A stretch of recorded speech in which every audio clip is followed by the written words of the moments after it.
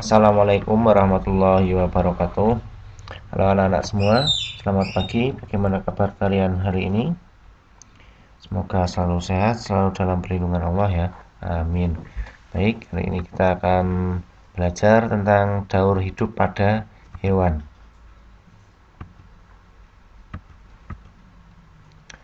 Tentunya kalian pernah melihat kondisi seperti berikut ini. Ada seekor induk ayam yang memberi makan kepada anak-anaknya yang baru saja lahir, yang baru saja menetas. Kemudian ada kucing yang baru lahir terus menyusui ke induknya. Kemudian telur ular yang menetas, dari telur tersebut keluar anak ular. Apa yang akan kita pelajari hari ini? Pertama, menjelaskan daur hidup pada hewan. Kemudian yang kedua, membuat bagan dari daur hidup hewan tersebut. Setiap hewan itu memiliki cara yang berbeda-beda dalam proses perkembangbiakannya. Hewan-hewan tersebut mengalami proses pertumbuhan dan perkembangan yang berbeda satu sama lain. Nah, proses ini dinamakan sebagai daur hidup atau siklus hidup.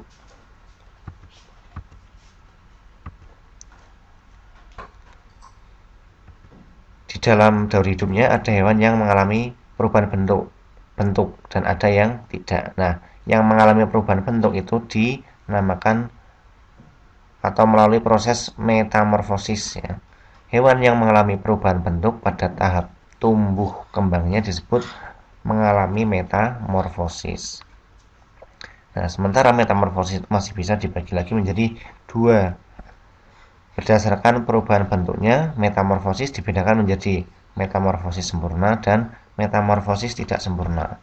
Pada metamorfosis sempurna terjadi ketika hewan mengalami perubahan bentuk yang sangat berbeda pada setiap tahap perkembangannya. Itu yang sempurna ya. Jadi berbeda sekali, sangat signifikan perbedaannya. Sementara kalau metamorfosis tidak sempurna, berbeda namun tidak terlalu jauh. Contoh hewan yang mengalami metamorfosis sempurna adalah kupu-kupu ya. Dia berkembang biak dengan cara bertelur. Kemudian telurnya menetas jadi ulat atau larva yang mencari makan. Setelah cukup mendapatkan makanan, ulat berubah menjadi pupa. Pupa itu istilah lainnya kepompong. Yang tidak dapat bergerak, dia hanya melekat pada bagian pohon, pada batang biasanya ya. Nah, pupa merupakan masa istirahat sebagai persiapan menjadi kupu-kupu dewasa. Nah, setelah cukup waktunya, pupa atau kepompong tersebut keluarlah kupu-kupu dewasa. Jadi terlihat sekali perbedaannya dari mulai telur, ulat, kepompong dan kupu-kupu dewasa. Sangat berbeda. Sehingga kupu-kupu termasuk dalam metamorfosis sempurna. Nah, yang tidak sempurna bagaimana? Pada hewan kelompok ini tidak mengalami fase larva dan pupa, jadi tidak ada tahapan ulat dan kepompong. Contohnya yaitu kecoa ya. Kecoa itu kan berkembang biak dengan cara bertelur dan menetas menjadi kecoa muda, istilahnya nimfa ya. Nimfa ini beberapa kali mengalami pergantian kulit sebelum menjadi kecoa dewasa.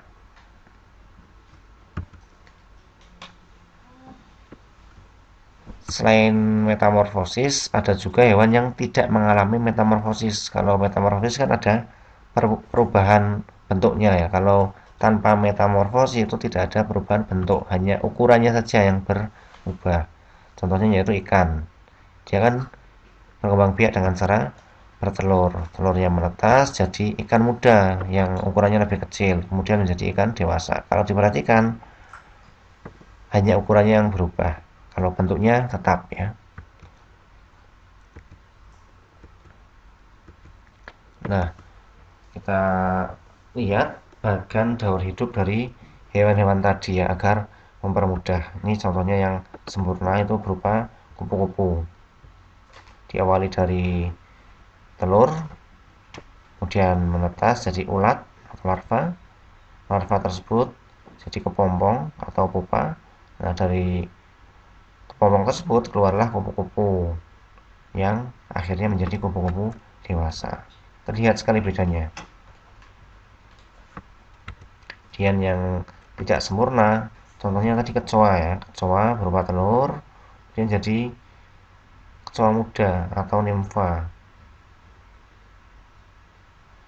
dan jadi kecoa dewasa. Berbeda, tetapi tidak terlalu signifikan perbedaannya. Yang terakhir, yang tanpa metamorfosis, contohnya ikan. Diawali dari telur dan ikan kecil dan menjadi ikan yang dewasa. Tidak ada bedanya, hanya ukurannya yang berubah. Nah, sekarang coba kalian cari contoh hewan lain yang mengalami metamorfosis sempurna satu ya, kemudian tidak sempurna juga satu, dan tidak mengalami metamorfosis satu juga. Setelah dicari contohnya, buatlah bagannya ya, seperti contoh tadi. Baik, cukup sekian pembelajaran hari ini. Semoga bermanfaat. Semangat belajar. Terima kasih. Wassalamualaikum warahmatullahi wabarakatuh.